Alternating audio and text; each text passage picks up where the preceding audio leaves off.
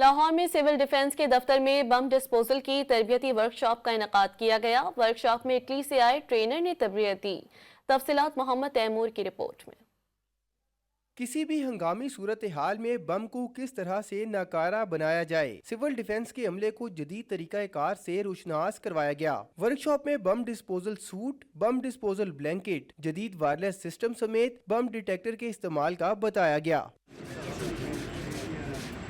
متعلقہ حکام کا ماننا ہے کہ بم ڈسپوز کرنا آسان کام نہیں، تمام حفاظتی انتظامات کے باوجود جان جانے کا خطرہ رہتا ہے۔ جو دہشت گردی پر قابو پانے کے لیے، اس کے اثرات کو روکنے کے لیے جو ہم اپنا اور باقی لا انفورسمنٹ ایجنسیز کے ساتھ مل کر جو ہے وہ کام کر رہے ہیں۔ گورنمنٹ جو ہے وہ اس سال بھی انہوں نے ایک جو ہے وہ ماڈرنائزیشن کے لیے اور ہمارے بم ڈسپوزل کی جو ہے وہ کیپیسٹی بلڈنگ کے لیے انہوں نے ایک اسکیم رکھی۔ تربیتی ورکشاپ میں نہ صرف لاہور بلکہ پنجاب بھر کے اضلاع کے کمانڈوز کو مدعو کیا گیا تھا۔ کیمرہ مین عارف احمد کے ساتھ محمد تیمور، ڈون نیوز، لاہور۔